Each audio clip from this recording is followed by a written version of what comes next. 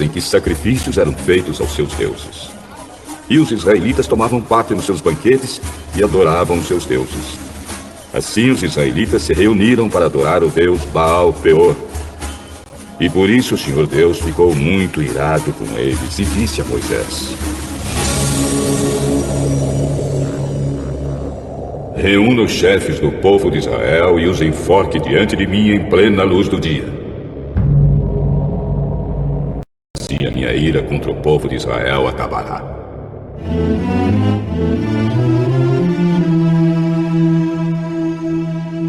Moisés disse aos chefes: cada um de vocês mate os homens da sua tribo que foram adorar o deus Baal-peor.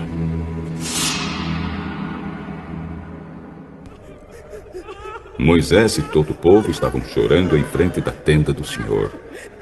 Então um dos israelitas levou uma mulher midianita para dentro da sua barraca, na presença de Moisés e de toda a gente. Quando Finéias, filho de Eleazar e neto do sacerdote Arão, viu isso, levantou-se e saiu da reunião. Ele pegou uma lança, seguiu o homem, entrou na barraca e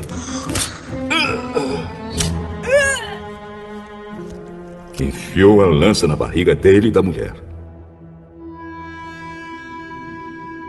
E assim acabou a epidemia entre os israelitas, e que já havia matado 24.000 pessoas.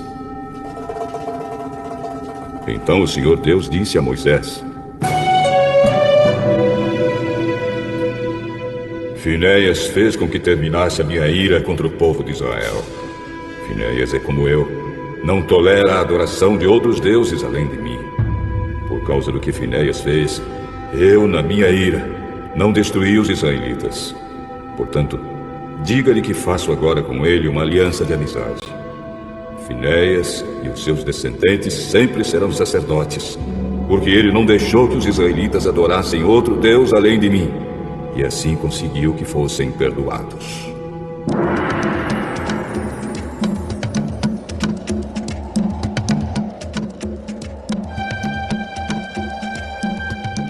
O israelita que foi morto com a midianita se chamava Zinri. Ele era filho de Salu e chefe de uma família da tribo de Simeão. A mulher midianita que foi morta se chamava Cosbi. Ela era filha de Zur, chefe de um grupo de famílias midianitas. O Senhor ordenou a Moisés: ataquem e matem os midianitas. Eles prejudicaram vocês, pois os enganaram, levando-os a adorar o ídolo de Peor. E também os enganaram no caso de Cosbi, filha do chefe midianita, que foi morta no tempo da epidemia que houve no Monte Peor.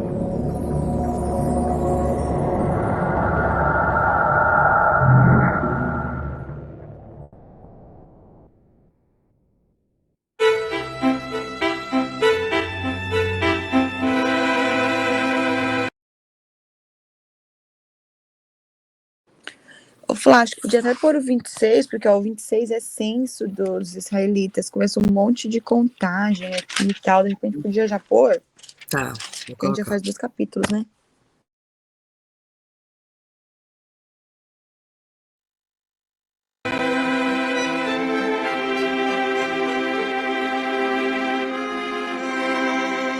Capítulo 26.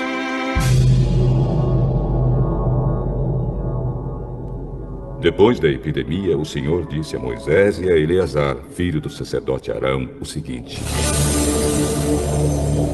façam a contagem de todos os homens israelitas de 20 anos para cima, família por família, isto é, todos os que já têm idade para o serviço militar.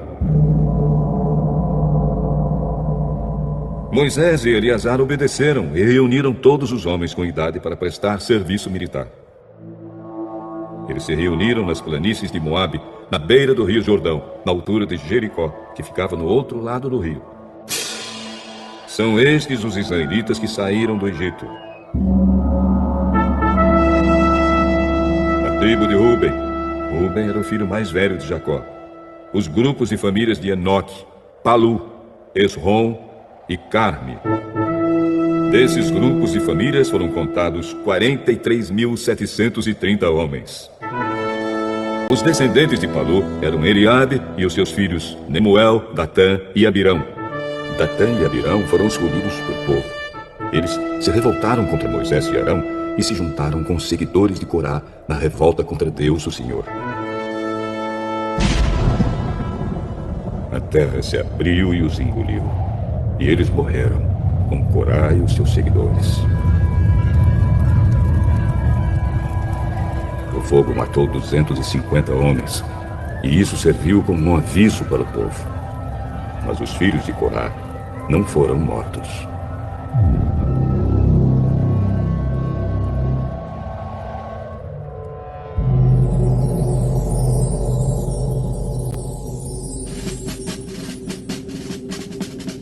A tribo de Simeão, os grupos e famílias de Nemuel, Jamim, Jaquim, Zera e Saul.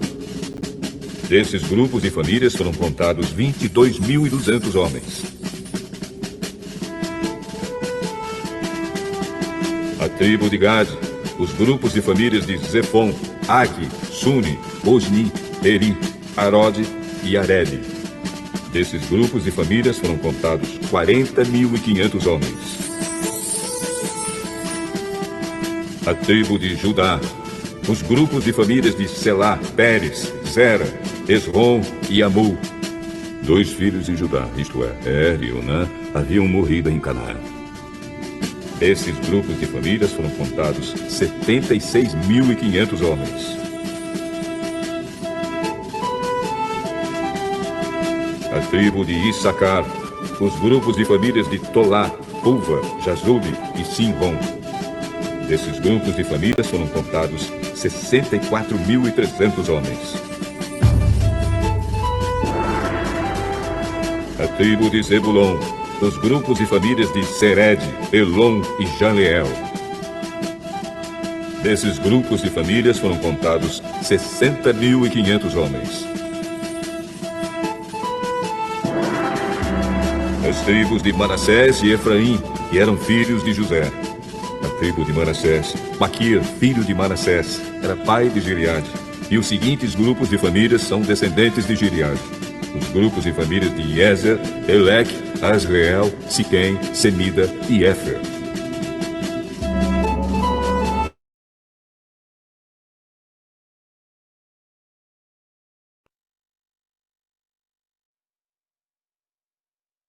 Macla, Noa, Ogla, Milca e Tirsa. Desses grupos e famílias foram contados 52.700 homens. A tribo de Efraim, os grupos de famílias de Sutela, Pequer e Taã. O grupo de famílias de Herã descendia de Sutela. Desses grupos de famílias foram contados 32.500 homens. São esses os grupos de famílias descendentes de José. A tribo de Benjamim, os grupos de famílias de Belá, Asbel, Airão, Sufã e Ufã.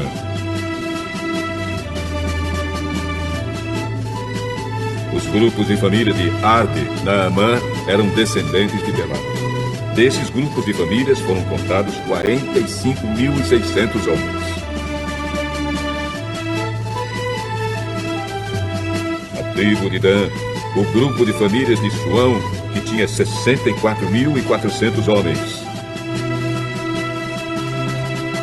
A tribo de Azer, os grupos de famílias de Ina, Isvi e Berias. Os grupos e famílias de Eber e Malquiel são descendentes de Berias. A filha de Azer se chamava Sera. Desses grupos e famílias foram contados 53.400 homens. A tribo de Naphtali, os grupos de famílias de Jazeel, Buni, Gezer e Silém. Desses grupos e famílias foram contados 45.400 homens. O número total dos homens israelitas era de 601.730 homens. O Senhor Deus disse a Moisés: Divida a terra entre as tribos, conforme o tamanho delas. Divida por sorteio e dê as partes maiores para as tribos maiores e as partes menores para as tribos menores.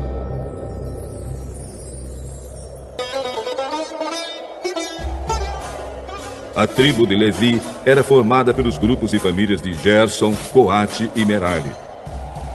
Os grupos de famílias de Libni, Hebron, Mali, Muzi e Corá eram descendentes de Levi. Coate era o pai de Amram. A mulher de Amram era Joquebede, filha de Levi. Ela havia nascido no Egito. Joquebede deu a Amram 2 filhos, Arão e Moisés, e uma filha chamada Miriam. Arão tinha 4 filhos, Nadab, Abiú, Eleazar e Itamar. Porém, Nadab e Abiú morreram quando ofereceram a Deus, o Senhor, fogo que não era sagrado.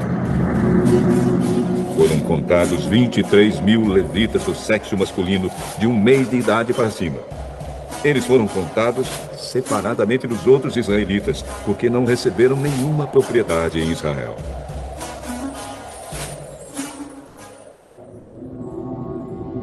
São esses os que foram contados por Moisés e pelo sacerdote Eleazar, que fizeram a contagem dos israelitas nas planícies de Moabe, na beira do rio Jordão, na altura de Jericó, que ficava no outro lado do rio.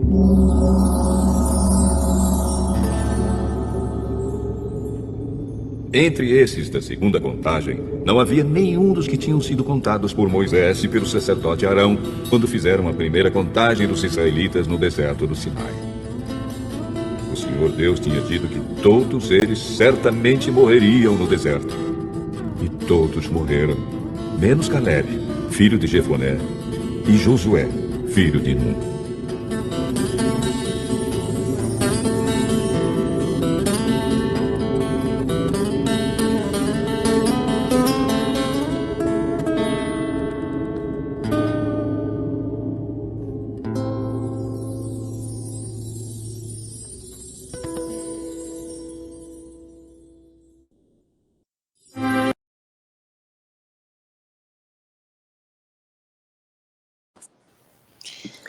Se a gente fizesse um estudo sobre as tribos de Israel, é um estudo muito completo, né? Assim, bem... Ainda quero aprender, ainda quero estudar sobre essas tribos de Israel, porque tem tudo a ver, né? Sim. No sábado, eu fui numa igreja que tinha todas as bandeiras das tribos. Era a coisa mais linda, as bandeiras. Cada uma tem a sua bandeira. Lindo, muito perfeito, assim, né? Sabe o que me chamou a atenção nesse capítulo? Eu achei muito interessante. Uma que fala a respeito de Caleb, né? Que foi Caleb e Josué, que foram os únicos sobreviventes adultos, né? Daquela época que o Senhor disse. E outra é assim, eu não sei se vocês perceberam, bem na hora que o áudio deu uma pausa, falou a respeito das filhas de Zelofeade, que é Magla, Nogla, Ogla, Milca e Tirza. E na Bíblia, geralmente não cita certas passagens, só cita assim, aconteceu tal coisa com as filhas, não colocam os nomes em si. E aqui coloca o nome delas, né? E é elas são muito famosas na palavra, né? Porque além delas serem citadas aqui, mais lá na frente em Josué 17, no versículo 3, fala assim, ó: contudo, Zelofeade, filho de Éfer, filho de Gileade, filho de Maquir, filho de Manassés, não teve filhos, mas somente filhas. Os seus nomes eram Magla, Noa, Ogla, Milca e Tirza. Então ele não teve filhos, só filhas. E aí o nome delas é citado novamente. E aí é a entrega de terras, né? E aí eles conversam a respeito disso, da terra, se é da herança para elas e tudo mais. E aí o Senhor disse para Moisés que entregasse a porção de terra para elas como herança, junto com os parentes. E aí foi cogitado ali se elas casassem, se elas casassem com filhos de outras tribos, como seria. Ele explica tudo isso, mas é muito interessante. Inclusive, na minha Bíblia, eu fiz uma anotação especial aqui, né, no nome delas. E o capítulo 25 é um dos mais famosos da Bíblia, né? Porque ele é citado várias vezes na Bíblia, várias vezes é citado novamente a respeito dele. E quando aqui em... Deixa eu achar aqui. Tem um versículo em Josué, no versículo 17, fala assim, ó: não bastou o pecado do incidente em Peor, até hoje não estamos completamente purificados dele, mesmo depois que a praga feriu toda a comunidade do Senhor. E ainda assim vocês abandonam o Senhor? Se hoje vocês se rebelarem contra o Senhor, amanhã ele voltará sua ira contra toda a comunidade de Israel. Então está bem destacado aqui, Josué no versículo 17, que ele fala a respeito, não bastou o pecado do incidente em Peor para vocês? Vocês ainda estão continuando fazendo errado? Porque nesse capítulo 25, ele vai falar a respeito do conselho de Balaão. Ele conta a respeito disso. E aqui, ó, no versículo 7, é como uma história de ação, de muita ação, né? Quando Finéias, o filho de Eleazar, neto do sacerdote de Arão, ele viu o que aconteceu, ele simplesmente pegou uma lança e transpassou os dois. Porque, gente, o Balaão deu o conselho para eles, para Balaque. Balaque, no mínimo, né, fez com que as mulheres fizessem tudo aquilo com os homens. E aí, olha o que diz no primeiro. Os homens de Israel começaram a manter relações sexuais com mulheres moabitas da região.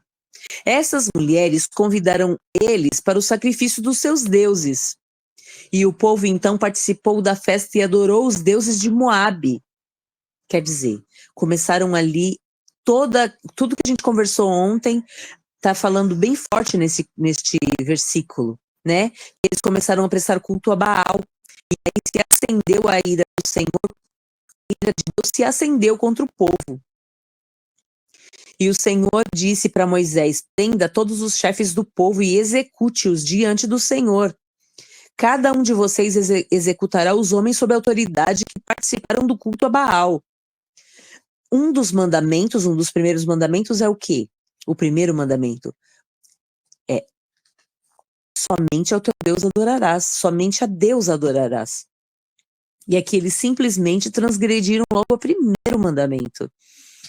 E aí, enquanto todos estavam chorando, né, na frente da tenda, um israelita, simplesmente na frente de Moisés e de toda a comunidade, ele pegou uma mulher e levou para a tenda, quer dizer, todo mundo vendo aquilo, ele passando, e ele era um dos líderes, e a mulher, ela era também, ela era filha de um dos líderes, eles eram pessoas conceituadas, eles eram assim os famosinhos, como se hoje passassem dois influencers famosos na frente de todo mundo, simplesmente levou ela para dentro da tenda, na frente de todo mundo, gente.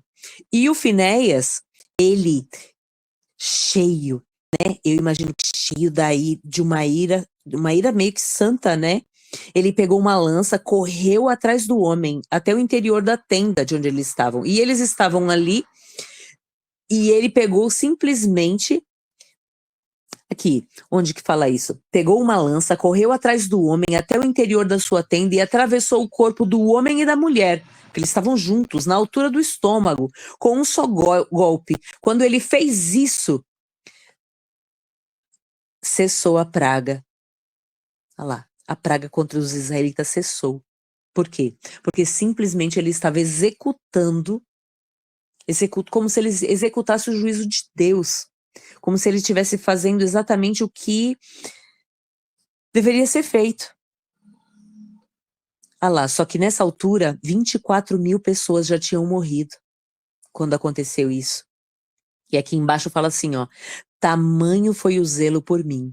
Olha lá, afastou a minha ira dos israelitas ao demonstrar tamanho zelo por mim no meio deles. Ele teve tamanho zelo do Senhor. Aí fala, né, de Cosbe, que era filha de Zur, chefe de um clã midianita. E Zinri, ele era filho de Salu, líder de uma família simeonita. Então, quer dizer, olha, os dois eram filhos de líderes. Eles eram como se fossem os famosinhos hoje, como se fossem uns influencers, uns youtubers famosos, e simplesmente na frente de todo mundo eles passaram ali e foram lá, tipo, fazer a festa deles. E ali, o Finéias, filho de Eleazar, neto de Arão, ele fez tudo isso e ele ali cessou a ira do Senhor. E isso é muito, muito famoso na palavra, porque isso vai ser repetido várias e várias vezes na Bíblia, é repetido essa questão. E essa situação de Finéias também lá na frente, ele também é honrado. Ele é honrado a respeito disso, do que aconteceu aqui. E para mim isso aqui é muito, muito lindo. Toda vez que eu chego nesse versículo, nesse capítulo, eu leio ele várias vezes. Porque lá mais para frente, conforme você vai lendo a palavra, vão voltando essas questões e eles vão citando, vai sendo citado novamente. Você vê, Josué cita, mais para frente também é citado novamente. Então, por várias vezes é citado esse capítulo aqui. E tudo que aconteceu aqui com o conselho de Balaão é citado novamente também, lá na frente. Então, várias vezes na palavra vai falando a mesma coisa. Irmã Cleide, eu achei interessante, de todos os filhos, né, o que teve mais descendentes aqui foi Judá. E você lembra que os dois filhos deles morreram? Os dois filhos dele morreram, e mesmo assim foi ele que teve mais descendentes. Eu estou vendo aqui que ele teve Quando também me chamou a atenção isso. 76.500 descendentes. E a tribo de Judá, né, é a raiz de Davi, né? Foi dessa tribo que veio Davi, que veio Jesus, né? Então, assim, Deus honrou Judá ali, né? No início, os filhos dele, né, foram mortos, os dois filhos dele, mas aí depois Deus multiplicou, né, a descendência dele. E essas tribos aí, Deus instruiu Moisés, né, para distribuir, né, essas tribos, essas terras, né. Essas terras, elas tinham que ser divididas proporcionalmente, né, ao tamanho de cada tribo. Então, essa divisão aí foi feita, né, para ter justiça mesmo, né, e proporção. Então, a gente vê que a justiça de Deus, ela é vista também nessa distribuição de terras, né, garantindo ali para cada tribo uma parte, né, uma parte justa ali, de acordo com cada número de descendentes, né. E aqui nós vemos que a tribo de Levi, os levitas, eles não receberam terra como herança. Eles eram os responsáveis pelo serviço do tabernáculo, que foi o que a gente estudou lá no início, né? Que os levitas, eles não receberam as terras. Eles eram separados o quê? Para servir ali a tenda do tabernáculo, né? O serviço sacerdotal. E era exclusivo ali para serviço de Deus. Eles não tiveram terras. É por isso que os levitas, as ofertas, né? Eles recebiam o quê? As ofertas das outras tribos. É por isso que fala muito de ofertas aí também nesse livro que a gente está estudando, né? Então, eles foram separados para servir a Deus, né? Eles não receberam herança de terra. Eles tinham ali a determinação deles era servir ao Senhor. Era estar pronto ali para responsável ali pelo tabernáculo, pela igreja do Senhor, né? Pela tenda ali. É como se fossem os pastores, né, de hoje. E ali todo o restante, todas as outras tribos ofertavam na vida deles ali, porque eles não tiveram terras. E aqui teve também esse censo também marcou aqui essa geração, né, que saiu do Egito e, e que entraria ali na Terra Prometida, né? E todos os outros da geração anterior morreram no deserto, exceto, né, Josué e Caleb. Então foi uma preparação para a Terra Prometida. E esse censo aí confirma que a nova geração ela está pronta para entrar na Terra Prometida, né? Sob a liderança ali de Josué e Caleb. E ali o que acontece? Nós vemos que a gente pensa, quando eu li essa passagem assim, Josué e Caleb, só Josué e Caleb que entraram na Terra Prometida, mas não foi só Josué e Caleb, foi Josué e Caleb e todos os descendentes, entendeu? Então, assim, aquele povo mais antigo não entraram, mas os descendentes entraram sim. Então, assim, nós vemos que às vezes a gente lê e pensa que só foram duas pessoas. Mas não, foi muita gente que entrou, né? Olha o tanto de pessoas, né? Só do número de levitas aqui foram 23 mil homens. Aqui tem os descendentes de Ruben, que é o mais velho lá de Jacó, 43.730 homens. Acho que o que tem menos aqui foi a tribo de Simeão. E vocês sabiam, né, que essas tribos aí, tudo tem relação até com as nossas vidas. Tem uma pessoa que ela faz um estudo profundo sobre as tribos de Israel, que ela fala que até nós mesmos, nós temos como saber de qual tribo que a gente vem. Se nós somos de qual tribo, pela data de nascimento, entendeu? Não sei como é que ela faz, eu sei que ela fala que a gente tem como saber de qual tribo que a gente vem. E aí esses estudos de tribo de Israel é muito interessante. Depois a gente pensa assim, é um recenseamento, né? Foi Deus separando o povo para separar as terras e tal. Não, mas ali tem muito. É a nova geração, né? Foi a nova geração que foi prometida ali para entrar na Terra Prometida. E da Terra Prometida, né? Veio todos os demais descendentes, né? Até chegar a Jesus. Jesus, ele foi. Pode falar.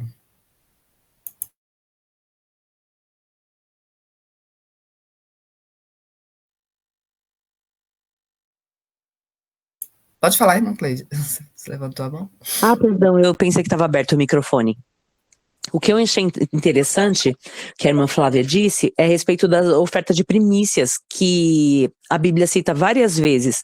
E a tribo de Levi, por não ter recebido herança, era necessário que ofertassem na vida deles. E hoje em dia também, o que nós precisamos prestar bastante atenção a respeito das ofertas e de como primiciar na vida de uma pessoa do Senhor, é por quê? Porque o sacerdote, né, e como você disse, os pastores ou apóstolos, eles precisam estar dedicados na obra. E como eles vão estar dedicados na obra se ele não tiver renda? Então, a maneira da gente primiciar e ofertar na vida deles permite com que eles venham estudar mais a respeito das coisas do Senhor. Para quê? Para que eles venham trazer mais segredos a nós do Senhor, mais de Deus.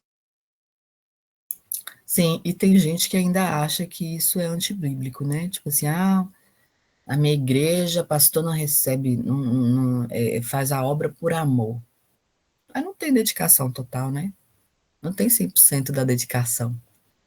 Então, assim, Deus, o trabalho, né, dignifica o homem, né? O homem é digno do seu trabalho. Então, assim, a obra do Senhor é um trabalho, né? A pessoa se dedicar 100% ali, é muito justo ele receber. E aqui tá, ó, desde o início, Deus separou que os levitas aqui, né, para poder cuidar do tabernáculo, para poder cuidar dos serviços sacerdotais ali. E eles recebiam o quê? Só as ofertas, né? Eles recebiam, as pessoas ofertavam na vida deles. Então, assim, desde o início, Deus já deixou ali como ordem, né? Que eles seriam que transmitiam, né? Eles seriam que transmitiam ali as ordenanças do Senhor e tal. Então, mais do que justo que eles recebessem, né?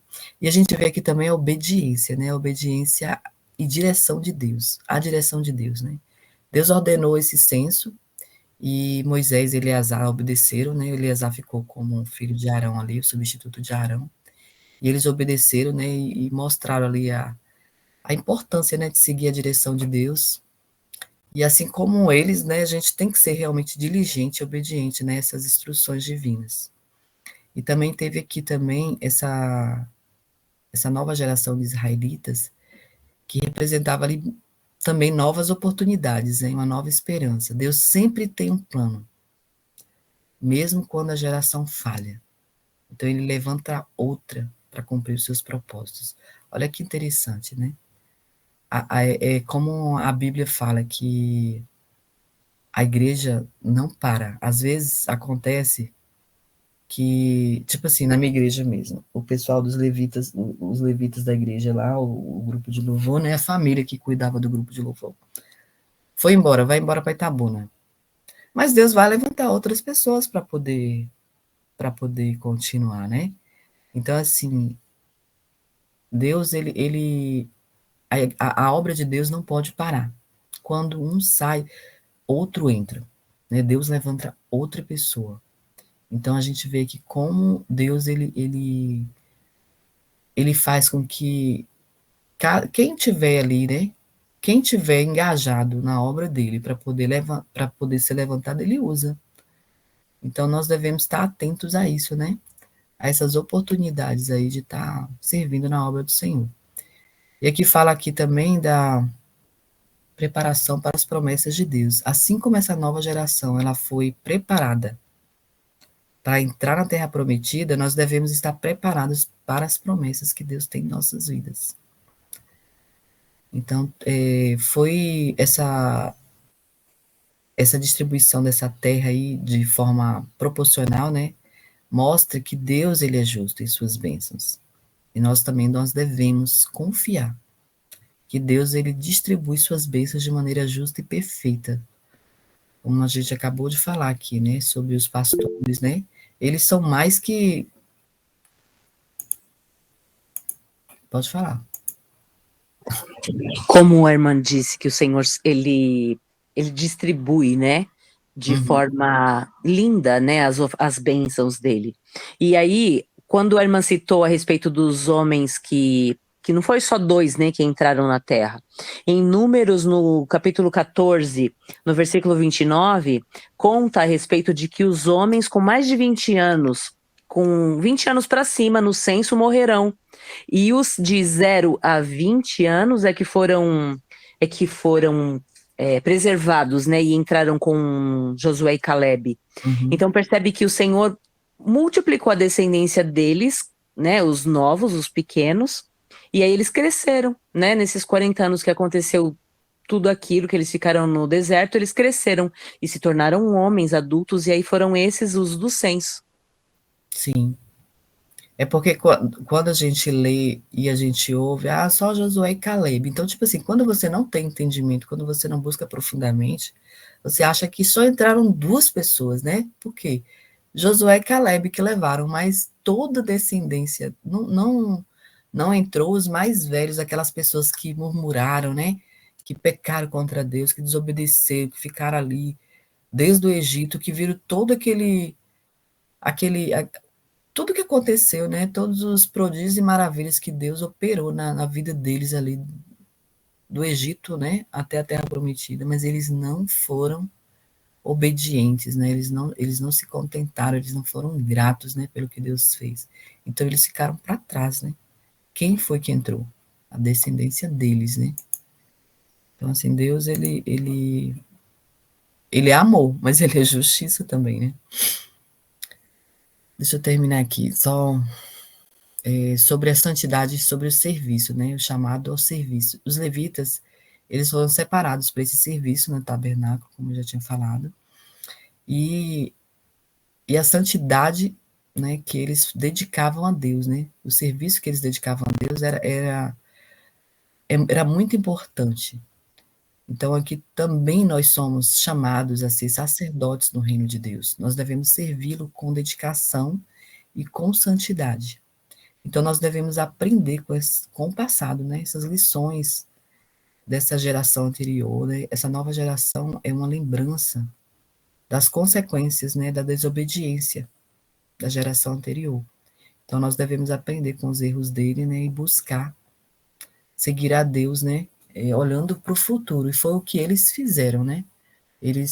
Essa nova geração que entrou na Terra Prometida, né, teve conflitos, né, teve desafios, teve, mas eles foram ali, conseguiram, né, entrar, conseguiram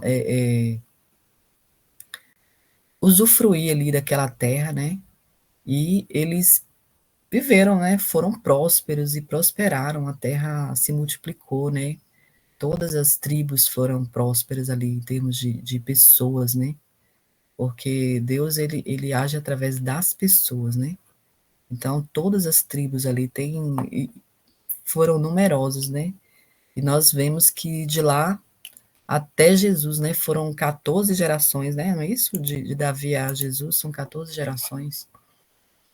Então, assim, nós vemos que desde lá, né, desde a Terra Prometida, quando eles entraram lá, que eles pegaram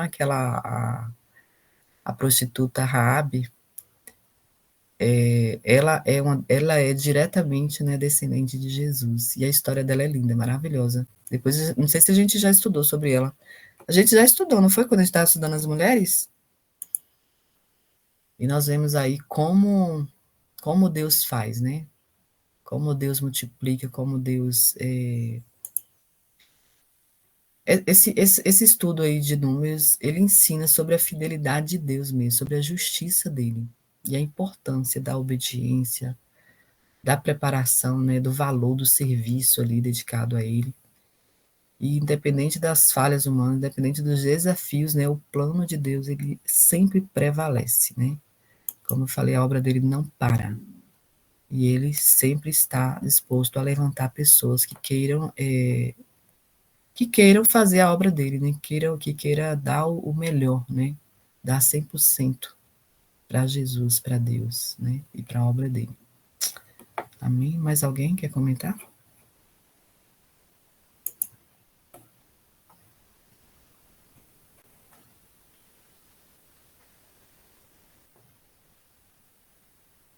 Maiara quer comentar alguma coisa?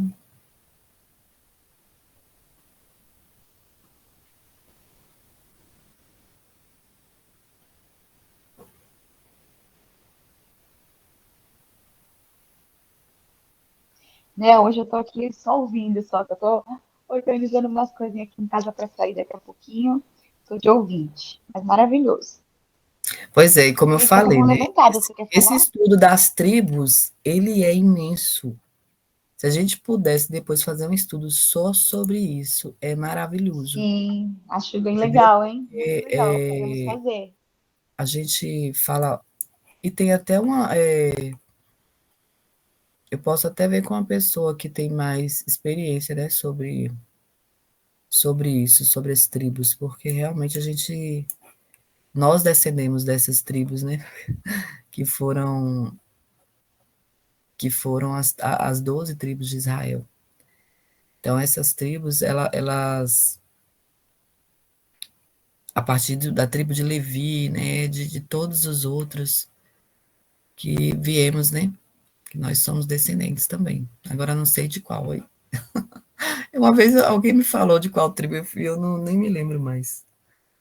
Mas assim, você vê que quando as pessoas têm disposição para o louvor, é da tribo de Levi, entendeu? Deus distribuiu os dons dele, né? Os dons espirituais. E aí os levitas mesmo, as pessoas que gostam de louvar, né? Que têm o dom do louvor, eu creio que é da tribo de Levi, né? Que são os levitas, né? Que são as pessoas que foram separadas ali para o tabernáculo ali, para ficar realmente ali responsável ali, né, pelo serviço do Senhor. E Macleide, pode concluir aí, vai orar? Amém. Amém. O livro de Números realmente leva a gente, né, a caminhar em obediência e a santidade. E nós precisamos aplicar o aprendizado, né? Uhum. Louvado seja o Senhor. Senhor nosso Deus e Pai, nós te louvamos e te bendizemos por podermos chamar o Senhor de Pai, que o Senhor nos colocou, Pai, ó Deus, como filhos a partir de Abraão. Louvado seja o teu nome, Senhor. Bendito sejas. Obrigada, Senhor, por esse estudo. Obrigada por relembrar-nos certas lições e como nós devemos nos prostrar diante de ti em obediência, em adoração. Obrigada, Senhor. Muito obrigada, Pai. Que o Senhor venha colocar o teu temor no nosso coração, como o Senhor colocou o temor no coração de Finéias. Finéias ali, ele estava cheio de temor, e ali praticou o Senhor. Ó Pai, uma ação que cessou a tua ira, que nós venhamos praticar ações que te agradem, que nós venhamos fazer situações, coisas aqui nesta terra que te agradem a tal ponto que o Senhor fique com o coração cheio de alegria. E aí que venha a força a nós, porque a tua palavra diz que a alegria do Senhor é a nossa força. E que nós, no nosso procedimento, a cada dia que nós lemos a palavra, a cada dia que nós aprendemos alguma coisa, que nós venhamos colocar em prática para que o Senhor esteja alegre e assim nós sejamos fortalecidos através da tua alegria. Vem, Senhor, e completa a tua obra que o Senhor começaste em nós. Completa, Senhor. Ensina-nos o que nós não sabemos, que nós venhamos colocar em prática. Eu peço e repito novamente tudo o que nós aprendemos. Visita, Senhor. Traga cura para as famílias aqui representadas, todas as famílias deste grupo, desta equipe, Senhor. Venham, Senhor, ser curadas, que haja cura no corpo, na alma, no espírito. Visita, Senhor, ali todas as pessoas do Rio Grande do Sul, que o Senhor tenha uma obra de salvação ali, Senhor, com todos aqueles habitantes. Senhor, visita, traga cura, Senhor, para suas emoções, aqueles que perderam os filhos que perderam os pais, avós, netos. Visita, Senhor, os corações. Protege, Senhor, cada um dos seus filhos que ali estão. Sabemos que aqui nós temos, Senhor, pessoas que têm os seus parentes ali, que o Senhor possa proteger, livrá-los, guardá-los, Senhor. Traga, Senhor, a tua cura. Senhor, visita-nos neste dia, que o meditar do nosso coração, as palavras da nossa boca venham te agradar, que nós possamos entender que muitas vezes nós precisamos travar a nossa língua com os nossos dentes, que são ossos expostos, travar, para que nós não venhamos falar, Senhor, coisas que não te agradam, para que a nossa palavra seja sim, sim, não, não, que nós venhamos ter conhecimento de ti, direto do teu Espírito Santo, para falarmos, Senhor, o que te agrada, o que agrada o teu coração. Ensina-nos, Pai, a jejuar palavras que não devem ser ditas. Ensina-nos, coloca em nós, dentro do nosso coração, esse discernimento, em nome de Jesus, para que nós venhamos aflorar o fruto do Espírito Santo e com ele suas 9 características, seus 9 gomos. Em nome de Jesus é a nossa oração neste dia. Muito obrigada, Pai, muito obrigada. Coloca um espírito de gratidão dentro dos nossos corações pelo que nós já temos, pelo que o Senhor nos conquistou na cruz do Calvário, a salvação. E que nós a cada dia venhamos estar dispostos no processo de santificação. Ajuda-nos e ensina-nos. Te agradecemos esta manhã. Amém.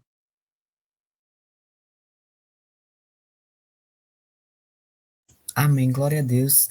Obrigada pelas orações. Graças a Deus, ontem eu não fiquei no júri. Fui sorteada novamente, mas fui recusada lá pela defesa. E aí não fiquei. E realmente, assim, foi uma tensão tão grande, um estresse tão grande, que ontem eu passei mal o dia todo.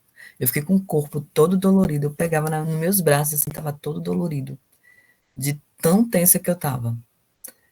Aí tomei um remedinho para poder tirar esse mal-estar e, graças a Deus, melhorei.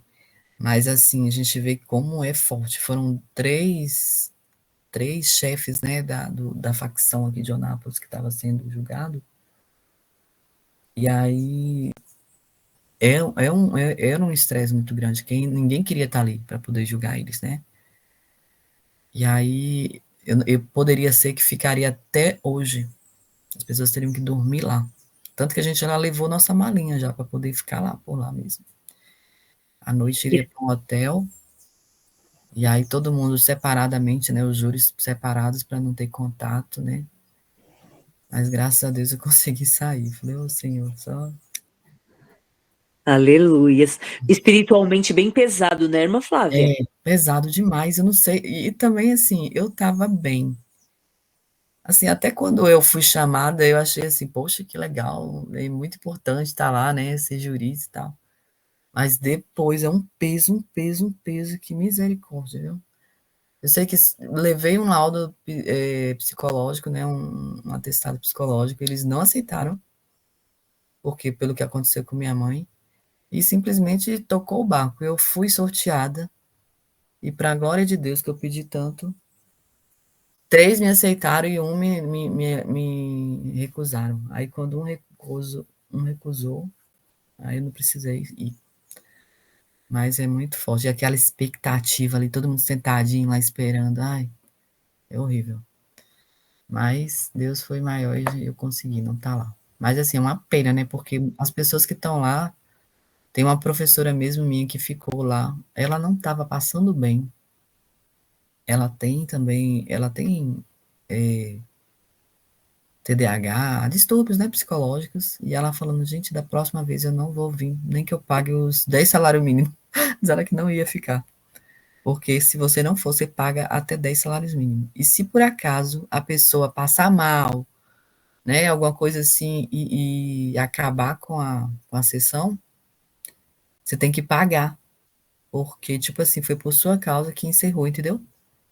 E é todo um trâmite, vai os policiais, os presos saem do presídio para ir para lá, e os policiais, e os advogados que vêm de fora, alguns, né? É todo um aparato ali. Sim, eles dizem que é muito caro, né, para o cofre público, porque a movimentação que gera é muito custo, né? Tem almoço, no caso ali ia ter jantar, se por acaso virasse à noite e tivesse que dormir lá, tinha que ter hotel, né, para poder ficar, e aí é bem complicado, mas Deus abençoe que esse semestre que vem eu fique fora dessa, porque aí já são outros jurados, entendeu? Esse foi o último do semestre, graças a Deus. Tomara que no próximo eu não vá. Então é isso, um bom dia para vocês, Deus abençoe, vamos correr que hoje eu tenho aula. Beijo, Bom até amanhã. dia, beijo. Até amanhã.